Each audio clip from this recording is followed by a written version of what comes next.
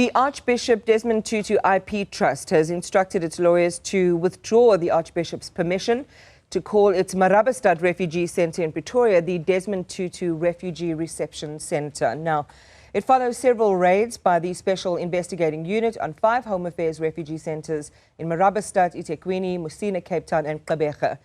These raids are all part of the unit's efforts to root out fraud and corruption. Dr. Mamphela Ramphele, who is the chairperson of the Trust, joins me now. Dr. Ramphele, good morning to you and thank you for joining us and welcome to the program.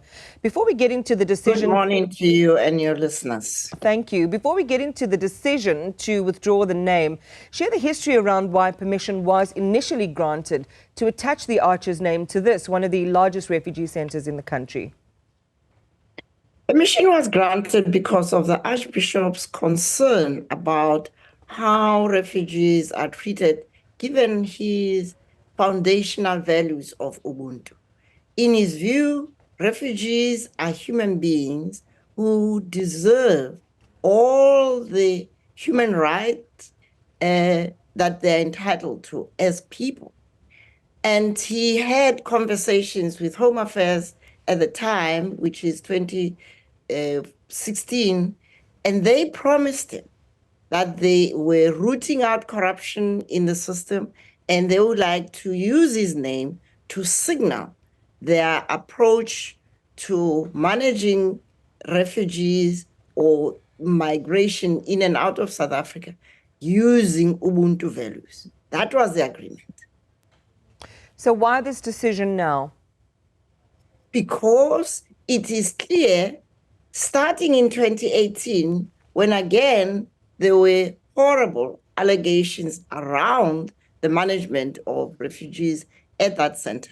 And again, Home Affairs promised to mend these ways, to transform the whole management of migration and the care of refugees as human beings who deserve to be treated with dignity and are entitled under our Constitution to all the social rights.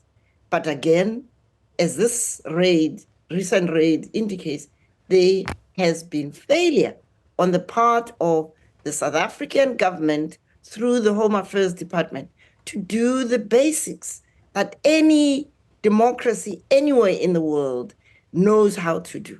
This is really a disgrace for me as a citizen of this country. But my role and our role as the Trust is to protect the name of the Archbishop, his legacy of Ubuntu and peacemaking in all circumstances. And we are entitled and mandated to do so under the trust that was registered in 2019, that we have to make sure that the naming rights, the trademarks, and the copyrights, and any other use of the image of the Archbishop does not violate his basic principles and does not damage, besmirch his good name. In a sense, Home Affairs was given time, judging by the chronology of events, Dr. Ramphele, since 2018, to get its house in order. It made undertakings, failed to meet those promises, effectively broke its promises, as you described, and are now in the process of continuing to tarnish the Archbishop's name, his image and his legacy. That would be a good summary based on what you've just said, correct? Absolutely. And this, for us as citizens, means we've got a government that is incompetent, unable to execute on its own undertakings. And therefore, the Archbishop's name cannot be associated with such a government and with such a public service that is so corrupted that even the Minister of Home Affairs, who has been all over the press over the last 5 years, talking about cleaning up, they are incapable of cleaning up. And so we have to distance the good name of the Archbishop from this incompetence and corruption, which is embedded in the system. All right, so you talk about the minister being incapable of cleaning up. He was talking to our reporter who was there at one of the raids, basically saying that this is an expression of the intention that they had made to do exactly that, to clean up the SIU and the Hawks, seizing computers, the electronic pieces of equipment, documents and so on at several Home Affairs offices. And this is intended to assist with the ongoing Home Affairs investigation, which authorizes the SIU to investigate serious maladministration and improper conduct. So I just wanted to check, based on this, again, this renewed commitment from the minister, the action that the SIU has taken, if Home Affairs gets its house in order, is there the possibility that this name then could once again be used? Absolutely not. We know from experience in 2018, there was a similar undertaking. And we know from our president, who was elected on the basis of cleaning up corruption in government, the fact of investigating, as we had with the Zondo Commission, and the follow through, those are two different things. Our government has not demonstrated the ability to follow through on investigations and to make sure that corruption is no longer part of the essence of governance in South Africa. But there is no evidence anywhere of the government's ability to follow through. We have, even as we face this election, people on the government or the governing party's list who have been fingered by Zondo, and we are told, no, we've got to wait for them to be found guilty in a court of law. What kind of governance is that? What kind of values enable a government that is founded on the principles of our Constitution, of human rights, of justice, of following through on good governance?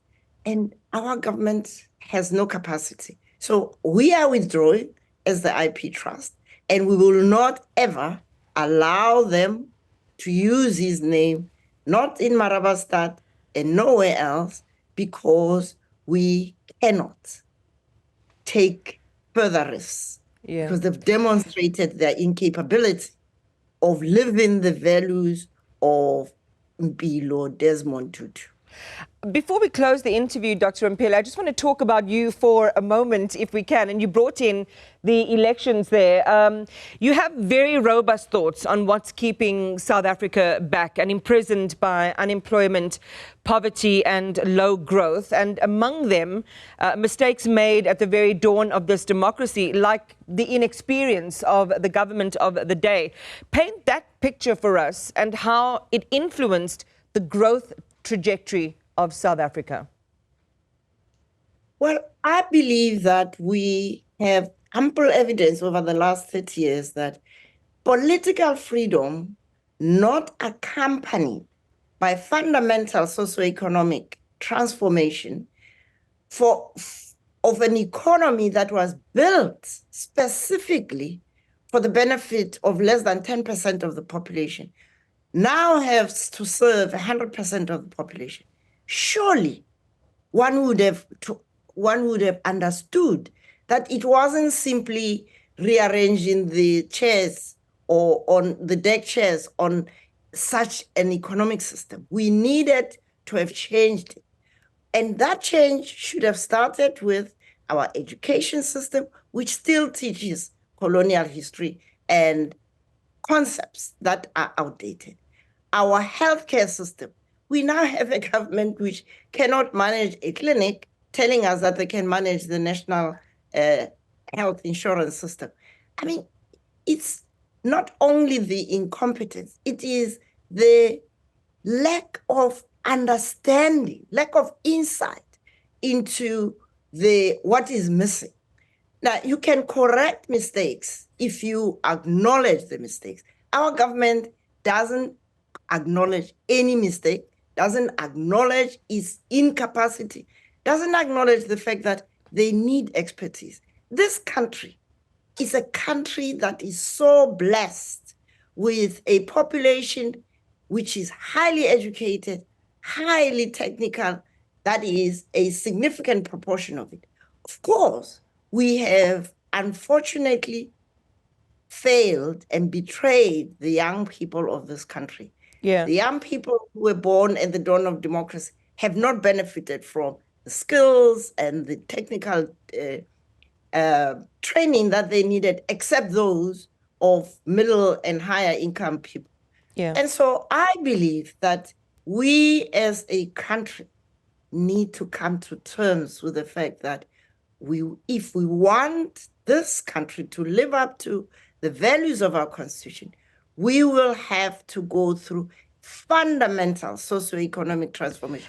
So we don't have policemen, public servants who believe that the only way they can make ends meet is to be corrupt. This has to be rooted out. I want to go to, just in closing, the anniversary, of course, of our democracy. And you haven't, and maybe your reflection very quickly, if we can, Dr. Ramphele, on the leadership that, that South Africa has had. And I think that you've had, a criticism, particularly about some of the foundational presidents we've had, including former President Thabo Mbeki, in terms of how to manage the country and tapping into the skills base that was in South Africa around the time of our transition. Do you want to just share your thoughts on that very quickly as we close? Well, it's public knowledge that when President Mandela came out of jail, he said to the ANC, we come back to a country we no longer know. We from jail, you from exile. We need to use this technical expertise of people living in this country who have been here, who can tell us where the grenades are, where the skeletons are, but also help us to develop the strategies and the policies that will take the good and add the new and the just onto it. That was rejected by none other than President Thabo Mbeki and the other people who came with him from exile.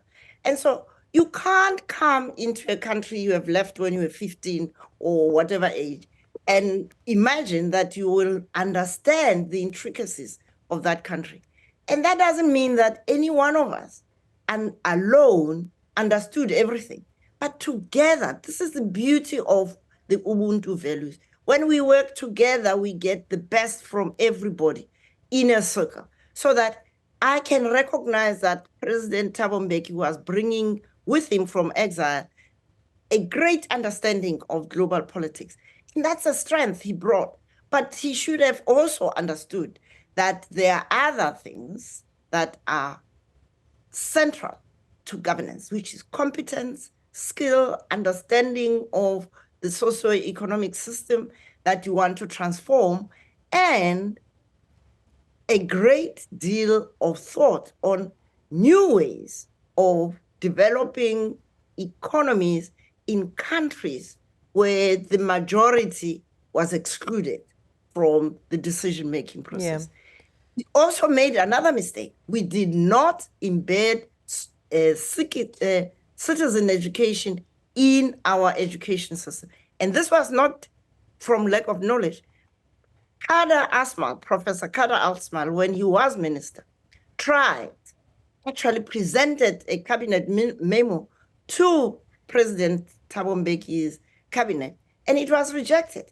Imagine, that was 2000, how different citizens of South Africa would be by now in understanding the power they have, the rights they have, the responsibilities they have to elect only those leaders who reflect the values of Ubuntu and hold them accountable. So now we have citizens who are not really geared to understand how a normal democracy or a constitutional democracy works. As I have said before, we are unlicensed drivers in this country as citizens. Many of us don't understand that you can't keep electing the same people who steal from you and then say, well, what can I do? Plenty. You have the power in your hands to elect only those people who can do the right thing. And there are lots of them. And we'll certainly see the results of that power come May 29. Dr. Ramphele, thank you very much for talking to us this morning. And again, often when we speak to people who have an institutional knowledge of the way the country operates and what our country is looking like, you know, during the time of struggle to this reality in democracy, we can benefit from the wisdoms of that hindsight. So those debates and conversations must still happen.